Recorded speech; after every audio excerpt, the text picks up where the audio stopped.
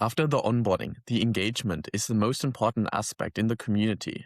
If you members join the community, start poking around, and then never return, then you are probably missing an engagement layer within the community. Because after the onboarding, the engagement is what makes people want to stay and actually transform in the community. So in this video, I'll be sharing the Skool engagement system that nobody else is teaching. And we'll cover specifically a challenge, a competition, and a collaboration. And especially the collaboration is something that I've seen work very well for smaller communities. So to make sure that you actually know that this is working, let me introduce myself, because I'm Luke, the networking wizard, and I've been building an ecosystem of educational communities. And I've helped communities like Synthesizer, also specifically with a challenge, to reach rank 2 in the money category during the Hermosi book launch. So that was a big push. I also hosted the Goosify team at my place, and we were playing some Super Smash Ultimate on this couch.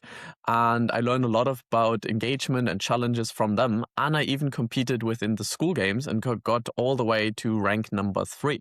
So it's fair to say that I know a few things about engagement, collaborations, and competitions. And in the game, we are helping educators team up to scale together while having fun. And this video is part of a series on the Jedi Academy where I'm teaching the meta of Skool. So the most effective tactics available across marketing, sales, and operations. And we're currently in the engagement video. We've already done onboarding. And next time we'll finish up the series by looking on how to actually scale.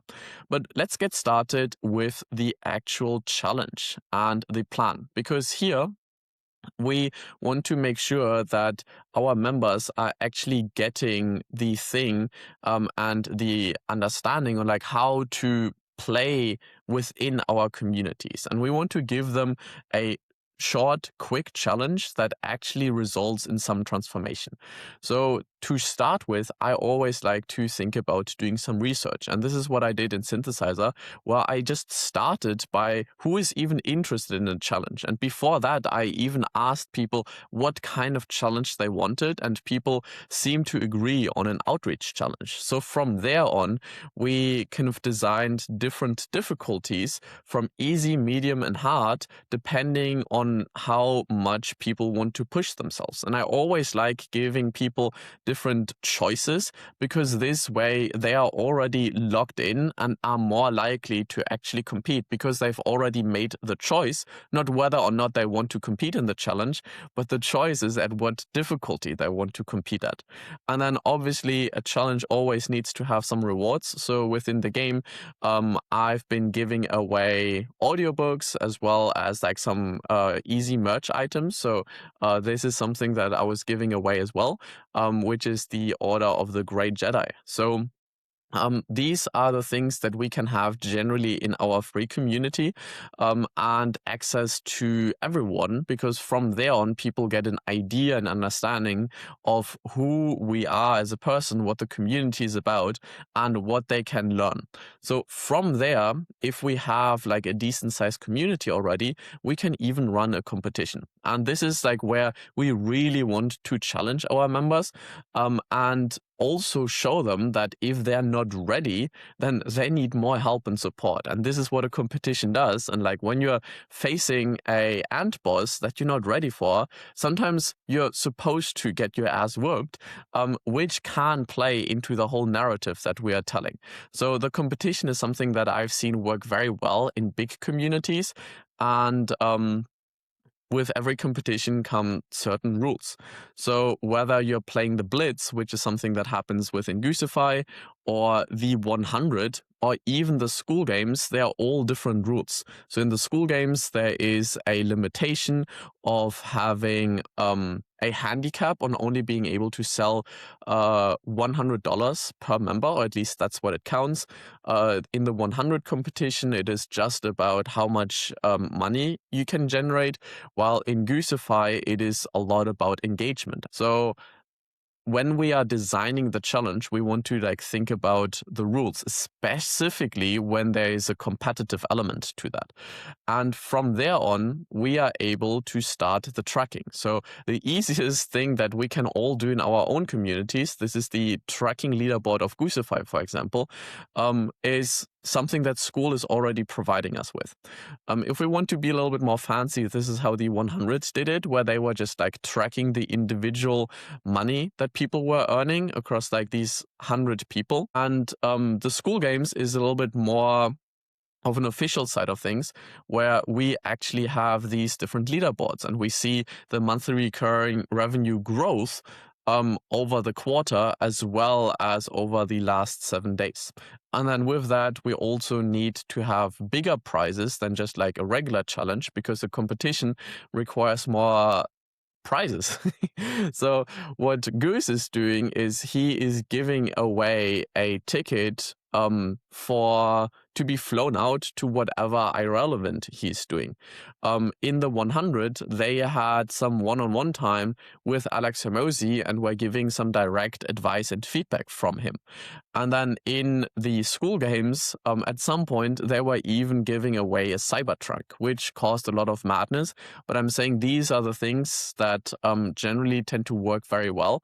I'm a big fan of giving away not just money, but like utility items or coaching time, or like even the ability to meet up, because all of these things will reinforce the relationships and allow for like a much stronger sense of community. So the idea here is we have a competition where when you are going in there unprepared, then you're going to lose, which is part of that, because from there on, we can push people into a more collaborative way on playing within our communities. And in here, I like to think about how we can group people up. So I'm thinking about rank, which is different to level. So level is just like how much time you've been putting into something, while rank is more of a status symbol on like how good you actually are. So I like to think of like diamond and like kind of copying the thing that Skool already has with once you've reached a certain threshold, then you get the diamond or a rocket. So I'm thinking about different terms of people, like, okay, what is their potential? What have they already earned? But then I'm also adding something like gold and silver below that to just get more information on people who are early on the journey. And statistically, very few people will be here in the upper ranks of the any kind of rank, and most people will just be in silver and gold, because that's where the average tends to be. And I think tracking where everyone is a very important step to make sure that we are able to like collaborate more effectively, because we need to understand whether someone is ahead of us, besides us, or behind us. And from there on, we can start to really think about the different roles. So someone who is deeper into marketing will probably not want to work with someone who is also deeper into marketing. But all of the people who are deeper in marketing, they are primed to collaborate with someone who is deeper into sales or operations. And this is how I'm thinking about like everyone.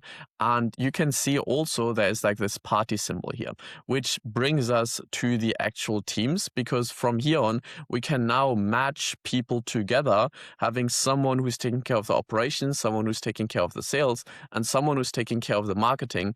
And this then becomes like a strong team and accountability team within a potential cohort. So when we're getting started with our communities, I would start with that. Try to form a really strong core with some key people.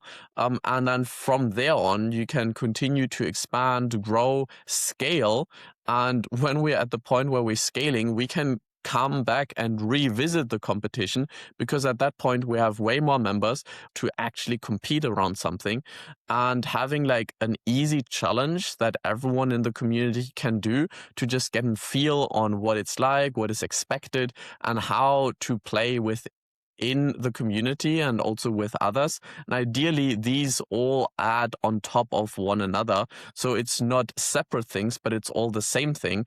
And something that I've seen very well is the challenge being like a 7-day thing. So like it lasts for a week. The competition can be lasting for a month and can be reset for every month. And then the collaboration is a little bit longer, which lasts for up to a quarter, because it just takes a little bit longer for people to get to know each other and like give the proper support and feedback in order to actually transform and grow. So this is how I'm thinking about engagement. I hope you found this helpful and useful. And yeah, I'll see you in the next video where we'll be talking about scaling and thinking about how we can really go and create this future vision, because this was now the next step, and afterwards we want to go above and beyond and see what is even possible. So with that, enjoy the journey, and I'll see you in the community.